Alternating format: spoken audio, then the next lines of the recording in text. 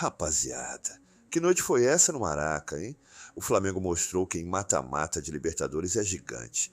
Noite de quarta-feira, casa cheia, pressão na garganta. E o Mengão fez o que tinha que fazer. Vitória por 1-0 em cima do Internacional, largando na frente na briga por uma vaga nas quartas. E o herói da noite? Ele mesmo, Bruno Henrique. O homem que adora um jogo grande, guardando de cabeça e botando o Mengão na vantagem. E olha só que parada curiosa. As coincidências com a temporada mágica de 19 estão de arrepiar. Naquele ano, Flamengo líder do Brasileirão no fim do primeiro turno. Agora, idem. Eliminado na Copa do Brasil nos pênaltis para um Atlético. Igualzinho. Classificação suada na fase de grupos da Liberta com empate triplo na chave. Também igual. E, para completar, a final vai ser em Lima, no Peru, como há 6 anos. E adivinha quem já tinha castigado o Inter no mata-mata no Maracanã? Ele mesmo, PH. Mas calma aí.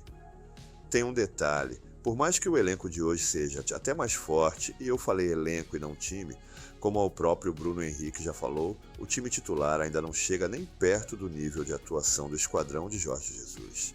A inconsistência tem sido um problema. No primeiro tempo, o Mengão deu show. Diante de um Maracanã lotado, o time poderia muito bem ter ido para o intervalo com os 3 gols na conta.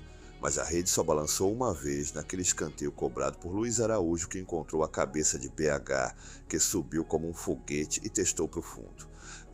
Já na segunda etapa, o ritmo caiu. O Inter começou a acreditar e o Flamengo deixou o jogo perigoso. Mas a defesa, que vem sendo o ponto forte, segurou firme e evitou o empate. Ainda teve uma chance claríssima para matar o jogo com Luiz Araújo, mas Rocher fez milagre. Vitória por 1-0 e vantagem do empate para o jogo da volta no Beira-Rio. A decisão vai ser na quarta-feira, dia 20, às 9h30 da noite. Mas antes tem Brasileirão e adivinha contra quem? O mesmo Internacional. E meu amigo, deixa eu te contar como começou essa partida. Parecia treino de ataque contra defesa. Nos primeiros 10 minutos, o Mengão teve inacreditáveis 80% de posse de bola, sufocando o Internacional dentro do próprio campo. O toque de bola era rápido, a marcação alta, e a galera no Maraca já sentia que o gol estava amadurecendo. A primeira ameaça veio com Luiz Araújo, que não pensou 2 vezes.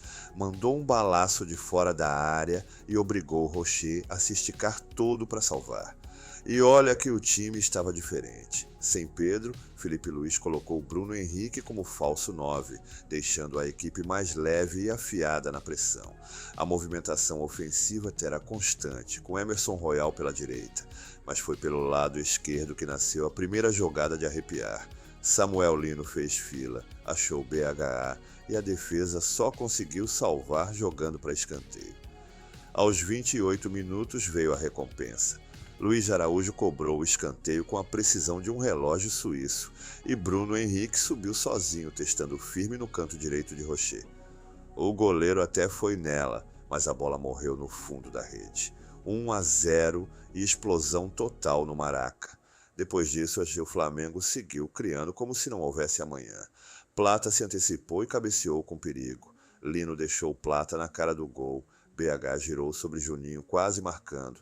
E Luiz Araújo teve boa chance na meia-lua, mas foi travado na hora A. Foram 9 finalizações contra apenas uma do Inter, sendo 5 chances claríssimas de gol. A posse, 75% para o Mengão, com mais que o dobro de passes trocados, 626 contra 304 dos gaúchos. E a defesa, um muro. Rossi não precisou nem sujar o uniforme no primeiro tempo. O detalhe é que, apesar da avalanche, o placar não aumentou. Plata, Luiz Araújo, Alain e BH tiveram oportunidades dentro da área, mas a bola teimava em não entrar. O sentimento na saída para o intervalo era um só. 1-0 ficou barato demais para o Internacional. Na volta para o segundo tempo, o cenário mudou. Atrás no placar, o Internacional resolveu largar de vez o ferrolho e foi para cima, ocupando mais o campo ofensivo. A posse de bola dos gaúchos cresceu e por volta dos 70 minutos eles chegaram até a comandar as ações do jogo. Mas apesar da postura mais ousada, as chances reais de gol continuavam raras. Do lado rubro-negro, aquele filme que a gente já conhece voltou a passar. Queda de ritmo. O Flamengo, que no primeiro tempo parecia um rolo compressor, começou a errar passes bobos, perdeu intensidade e deixou o jogo esfriar. A superioridade da etapa inicial não se manteve e o Mengão encontrou dificuldade para retomar o domínio da partida. Vendo a equipe perder o embalo, Felipe Luiz mexeu no tabuleiro, chamou Carrascal e Cebolinha para o jogo, buscando reacender a chama do ataque. As alterações até surtiram algum efeito. O Flamengo ficou mais tempo com a bola e recuperou um pouco da pegada ofensiva, mas ainda longe daquela pressão sufocante da primeira metade.